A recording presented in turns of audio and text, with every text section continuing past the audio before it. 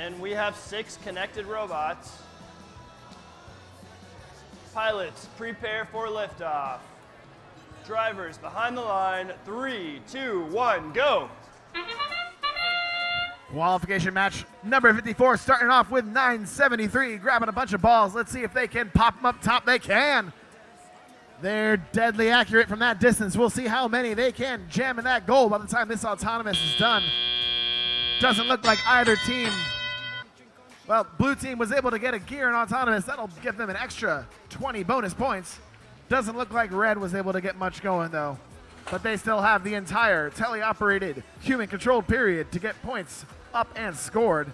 And both Team 8 and 10-11 can get it done quickly. 10-11 having a little trouble holding on to that gear. Let's see if they can keep it and get it scored. That's world champion team 10-11. Their partner, Team 8, flying across the field, seeing if they can pick up a gear from their human player, and they do. Both 10, 11, and 8 are some of the fastest gear-scoring robots at this event. These two together should be great. Their partner, Team 841, also a fantastic robot. 973 lining up for the shot. Let's see what they can get up and in. They've already got 35 KPA. This will assuredly put them over 40 and secure an additional ranking point for the Blue Alliance. In these matches, you have to balance the ranking points with winning the match.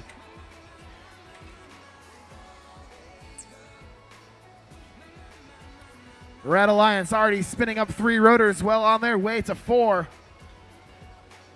Let's see if they can get enough gears up with in the remaining 1 minute to achieve the 4 rotor score and additional ranking point. 973 already has 54 KPA and they're not ready to stop yet. Let's see if they can put anything else up in there. It looks like they're getting ready to shoot, and there it goes. A flurry of balls up into the blue boiler. 973 up and over 70 KPA by themselves. That is an astonishing number. Great job to the Greybots from Atascadero. Red Alliance looks like they're a few gears away from getting a 4th rotor spun up. Team 8 has one in their clutches. But those ropes are so important to climb in the last 30 seconds of the match. Let's see who can get up. It looks like blue has 1, 2 robots up. Red has 1, 2, 3. Will that be enough to overtake the 73 KPA bonus that 973 put in the top goal? We shall see in a moment.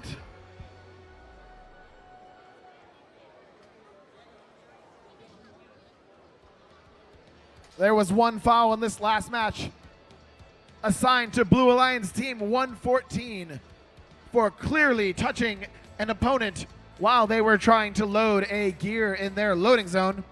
That will award 25 additional points to the Red Alliance. And with that, we'll put up the final scores on the screen. And taking it's going to be the Blue Alliance with a score of 328 to 310. It looks like those 73 pressure points put blue over the top.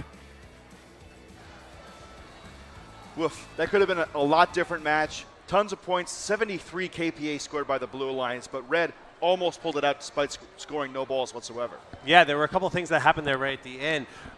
Team 8 had the last gear they needed to get that 4th rotor spinning, and it looked like the rope came down on top of their peg and got caught up there, so they weren't able to score that last gear. That would have gave them the extra points to put them over the top and win that match, which is so crazy because 973 Greybots were scoring so many balls, 73 KPA, and could have done more. But they almost lost that match because they ran out of time to go climb at the end of the match. You've got to get your climbs. Plus, their partner 114 looked to be stalling out on something. Their battery, was drawing tons of amps. Their light was almost turning off there. So, we're lucky they got back to the rope to be able to get on top. So, close call, but impressive performance by Greybots. Yeah, lots of unforced errors in that match, but Blue Alliance ended up taking the win. 3rd win for 973 and 1700. Getting 3 ranking points, that'll put them really good. If we can, let's take a look at the top 10 real quick, see where that ends up now that we know 1700's result from their next qualification match. Here we go. And yes, there we go. Team 1700 still staying approximately in the same position. They have more ranking points, but it's going to depend on how everybody else below them plays in their next set of matches. That's right. So if any team gets a 0 RP match, that's going to be like a death sentence if wanting to stay in the top 8. Yep. However, a 4 RP match can escalate you up in those rankings very high very quickly. So it's going to be fun to watch these big jumps happen all morning long. All right, let's take a real quick look at the next match, see what we've got coming up here. Qualification match number 55, 254 on the Blue Alliance, as well as the Holy Cows over 1538, 604, and 3647 over on Red. Should be an interesting match. 254 is currently ranked number 1. They have 20 RP, so even if they get 0, they're still going to be above 1700, but they've got 2 other teams close on their heels behind them. Yeah, we've been watching Audiobots coming up from Houston, Texas struggle all weekend long to get their robot running. In the last few matches of the day yesterday, they were starting to perform a little bit better. So it'll be interesting to see how they show up on the field today and what effect that has on this match. All right, let's send them down to the field and take a look. All right, Tom, let's make the acquaintance of these teams in match 55, starting with Team 3647. They're the Millennium Falcons. Their partner, one of the best gear robots in California, Team 604. They're quick. They're silver. It's Quicksilver.